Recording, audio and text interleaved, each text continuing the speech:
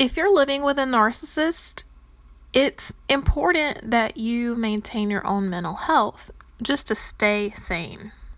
And this may seem like common sense, but victims of narcissistic abuse are taught that their needs are not important.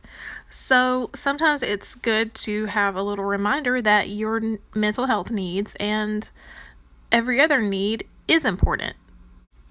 So I really liked listening to Coffee Shop Ambience, and this just helped me because it helped me feel like I wasn't stuck in the home with a narcissist. It helped me feel like I was actually out of the home, and you can basically use this 24 hours a day. You can put it on while you're studying or put it on while you're doing whatever you're doing, and at least it can help calm you. And for some people, this may be like ASMR videos or Audible books. Just put on anything calming, and that's going to help calm your mind.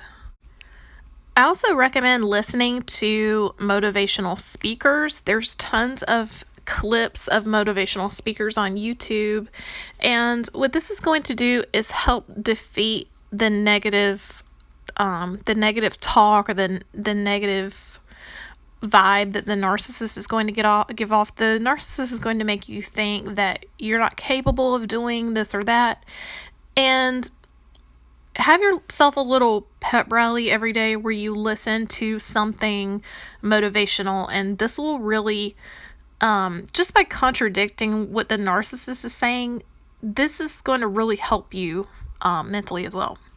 It's also great to get out of the house, and for me, that meant going to the park and studying at the park, or, the library, honestly, for me, was not a quiet place. The library where I live is sort of like a hangout spot for, like, little kids. So, for me, maybe going to coffee shops sometimes.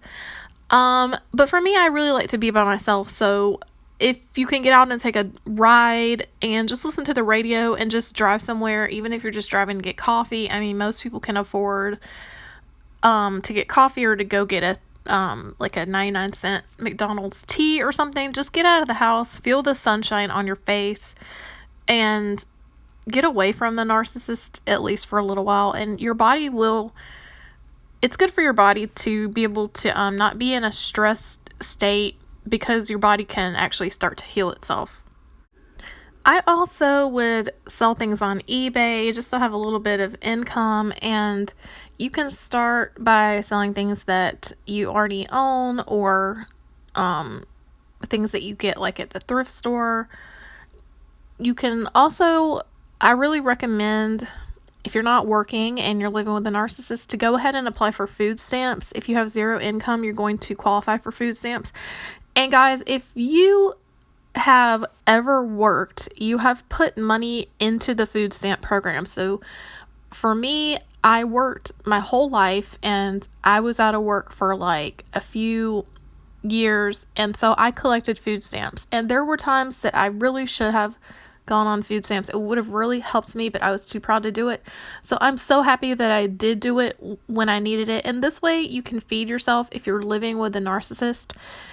And if the narcissist is not supporting you, then you are considered your own household, even if you're living with a narcissist. So I know for me that was confusing, but I was trying to support myself at the time, and the food stamps really helped me do that. And also that gives you somewhere to go. You can go to the grocery store and spend your food stamps and have the money and feed yourself, and I just think it's a great thing. Another thing that can help you feel like you are going to eventually do better in life and get away from the narcissist is to have a goal to focus on. And guys, this was really hard for me. I feel like I really overcame a lot, and I had no clue like what I was going to do with my life. But you have to figure out what you want to do, and you have to figure out a way to make yourself independent from the narcissist. And one thing you can actually do if you don't know or have any clue what you want to do is take an aptitude test to see what types of jobs you would actually be good at. And that can help you give you a goal to focus on. And what I did was I made a vision board, which I would cut pictures out of magazines and paste them on like a poster board, just of like the type of life that I wanted. It can be anything that inspires you, words, pictures, clothes. For me, I had like gardens on there, and I had like a boat and like just like vacation scenery and things that I wanted to get to a point in my life where I could obtain. And honestly, I did end up meeting my goals. And so I feel like a vision board gives you something to tangible to look at and see every day, and it will help you stay motivated in order to do the small steps that you really need to do every day to get to your goal. Another thing that helped me stay motivated, for me, I was in school, and I will admit that I'm a lazy person. I am not motivated. I tend to get stressed out easily, and that's probably a lot of us. So what I would do is I would take a Postit note, like a small Postit note flag, almost is what they're called. They're like small and long, and they're meant to like mark pages. So what I would do is I would aim for at least 20 minutes to do something to work on my goal. So like 20 minutes of studying a day, and I would like set a timer. And if I every single day I would take my little Post-it note flag. If I studied my 20 minutes or if I studied it all that day, I'd write the amount of minutes that I studied. And so I would basically like earn the prize of having a Post-it note flag. And so what I would do is every time I earned one of those flags, I would stick it on the vision board. And so the whole point is to line up each flag and track your progress and see exactly like how much you're studying. And it's really just staying on course. It's not really like you have to do a ton every day.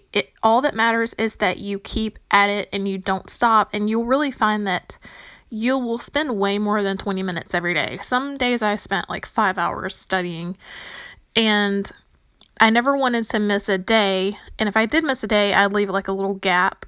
But for the most part, if I can do it, anybody can do it. And it just helps you track your progress. And once you gain so many flags, you line them up. You want to aim for like at least 21 days it takes to make a habit. It will let you see how far that you've come, and all this will help you feel proud of yourself. So just aim for changing your mental state, relaxing, working on your goals.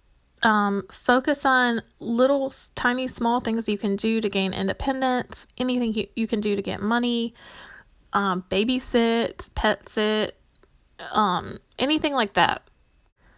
And I would even go to like the dollar store and I would buy myself like some self-care item for myself, like buy yourself a candle or buy yourself a lip gloss. Or if you don't have a lot of money and you go to the dollar store, you can feel rich. And these are all things that I did, and it does help. And I just want everybody to know that if you're going through this, you're not alone, and you're not helpless, and you can do things to get yourself out of it.